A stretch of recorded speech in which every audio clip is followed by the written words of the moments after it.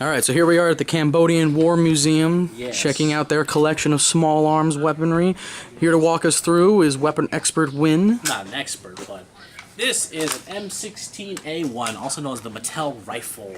Except this is an export version. You see no Colt markings, no military markings. So, export version. The cool thing is, no California bullshits mag button.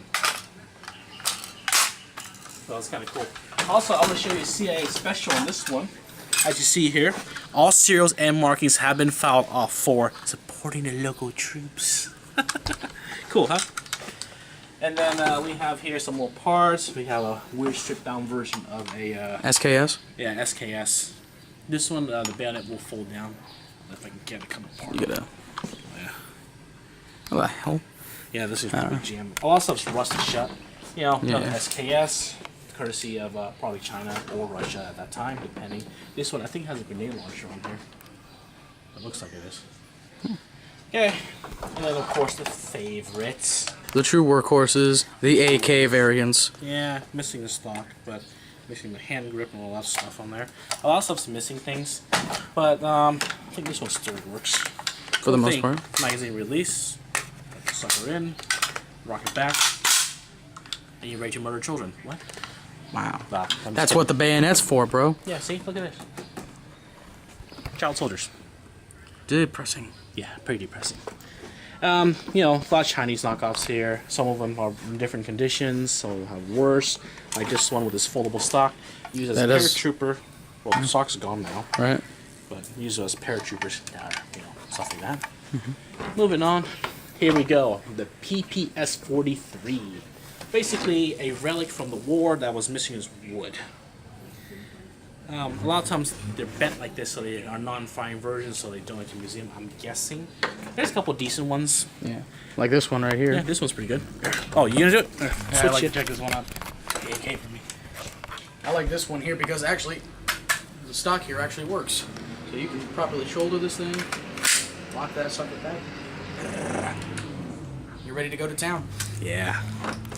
And then this one, the PPSH-41 World War II relic. It fires a Tokarev round, right?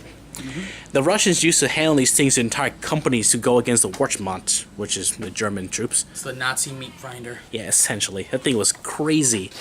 They saw the probably the American Thompson and the German, you know, MP40s, and they're like, we need a submachine gun. Right. Don't give it to everybody. Buddy, yeah. They made these damn things. They're really crudely made, as you can see under the detail behind there. Yeah. But since the museum has been exposed to the outdoors, they don't really work all that well anymore. But most of the time, they have drum mags on them, and they'll just go out there and just shred. Yeah, the cool thing is when you drop the bolt, you just pull the trigger to drop the bolt, which is the Russian way of doing things, I guess. Yeah. And then the Thompson. The beloved classic, here stripped down to shadow its former self, looking like a prop out of Star Wars. Probably missing a lot of his wood. This is all its wood. And the magazine. This, ironically, or funnily, is the old M1 Chicago typewriter version. Yeah. But here they said they have the M2 U.S. Army issue one. So that's kind of interesting. Actually, let me see this one real quick.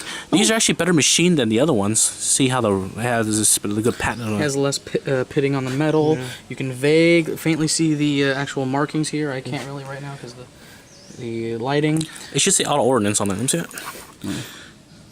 I see bridge. I think auto ordnance up here. Auto ordnance right here. Yeah.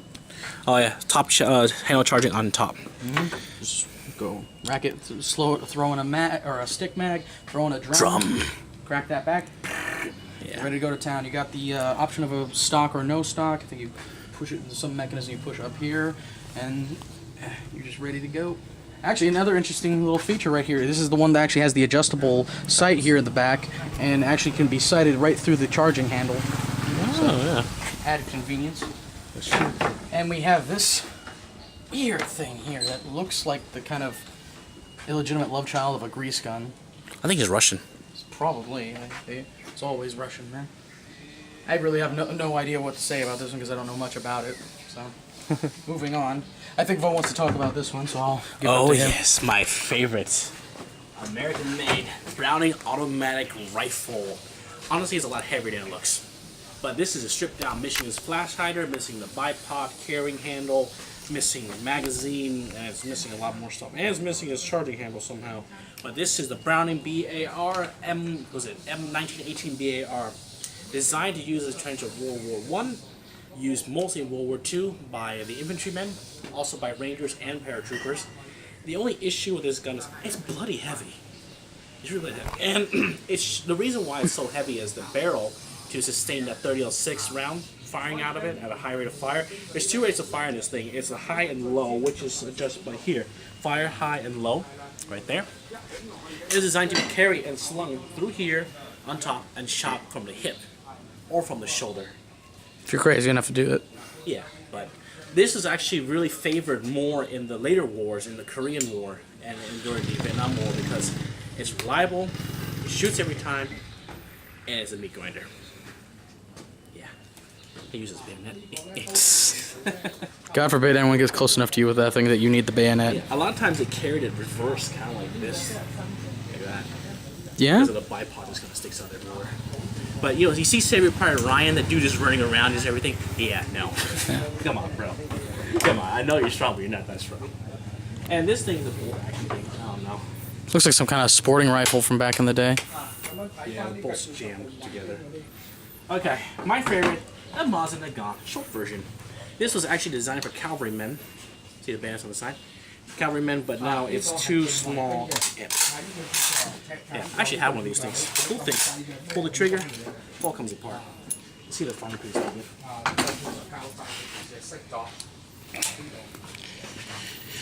Actually, this one's still decent. You know, Russian stamped steel at that time. Yeah. Yeah. I don't take it fully stripped down because people look at me like, what the fuck, but here. Probably people looking at you like, what the fuck right now? Yeah. Here, you strip it down. Give me a second. Let me wiggle it apart. Quickly, we got tourists on our rear. Of course, I go straight for the AK. Yeah, I'd go straight for the AK. Here we go. Frying pin's still good.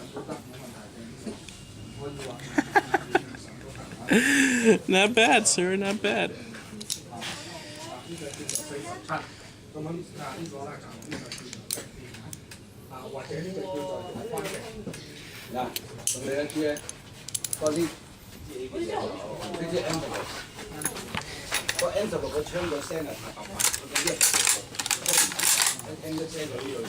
Hold on. And this one, American favorite. The gun that won the war. Many, many wars. The M1 Garand. 8 rounds, 30-06. You've probably seen a lot of war movies. A lot of infantrymen were issued this. This one somehow is missing its front sight. And a little bit of the barrel's plugged. See a little Outerman. And it's missing half of it, so it's actually a lot lighter than it really is. I shot one of these things before, and it's hella fun. Sight in, bang, bang, bang, ping, and it'll eject the little clip out. 8-round internal spring clip, I remember. Yeah. And this one. You want to do this one? I'm good. Good.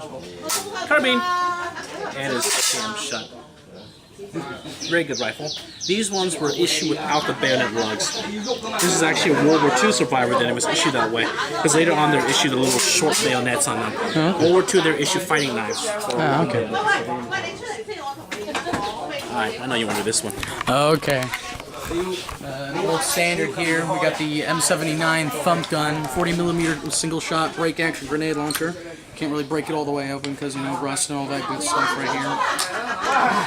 But you get a whole mess of different kind of grenades. I mean, cops would use these for like gas grenades. You could high explosive. I think you can get maybe heat rounds, probably not.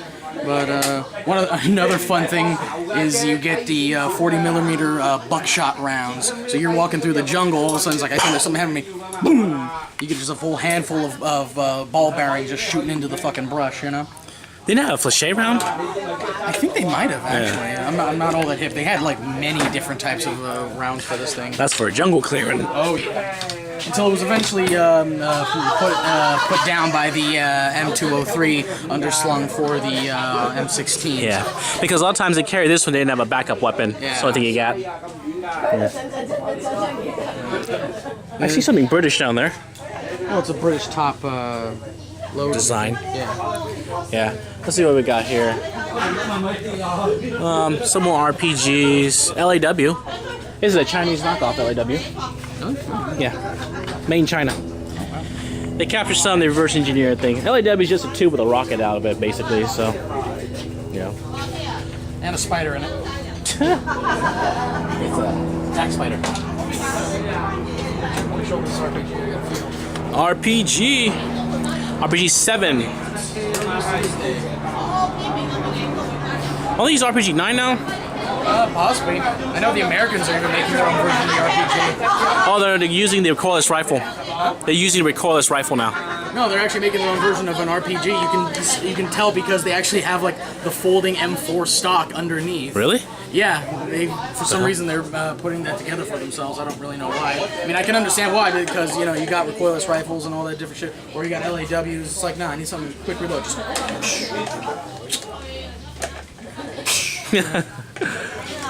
party, bro.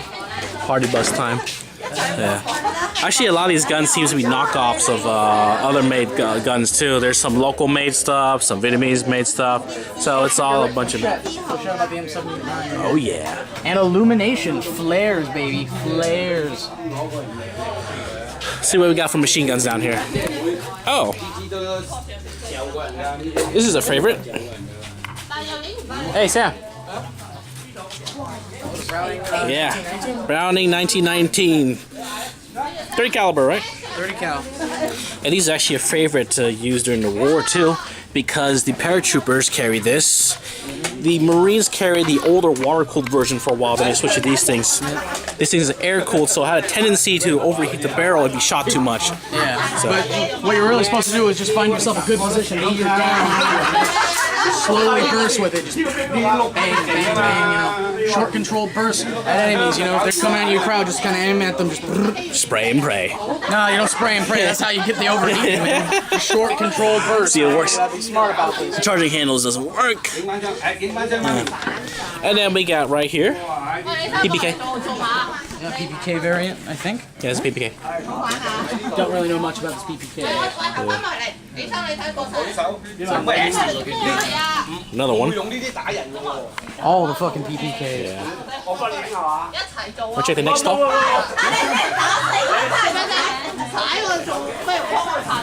Oh, here. Just quick filming.